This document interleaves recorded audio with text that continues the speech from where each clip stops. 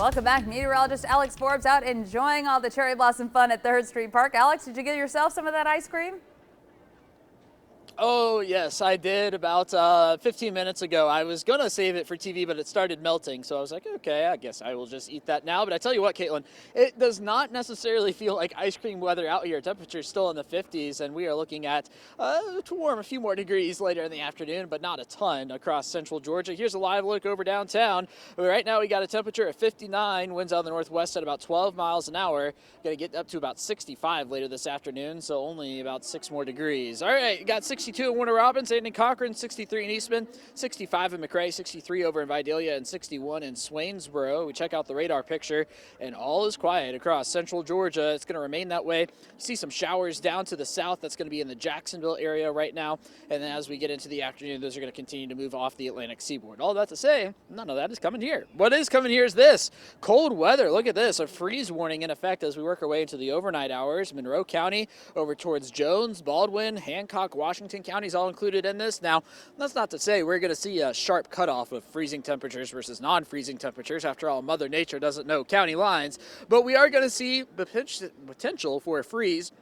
Maybe even as far south as Warner Robins, Perry, Cochran, Dublin, Soperton. It's going to be possible all around the area tomorrow morning. As for today, though, getting into the low 60s, and here comes the sun in downtown. And as we work our way in the afternoon, looking at those clouds clearing out, and that's going to set the stage for this cold night ahead.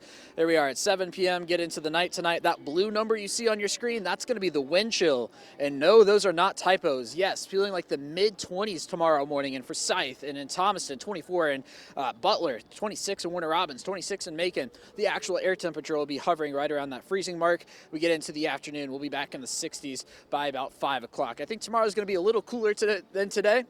And then as we get into, let's see here, Wednesday morning, we're looking at temperatures back in the 40s across central Georgia before.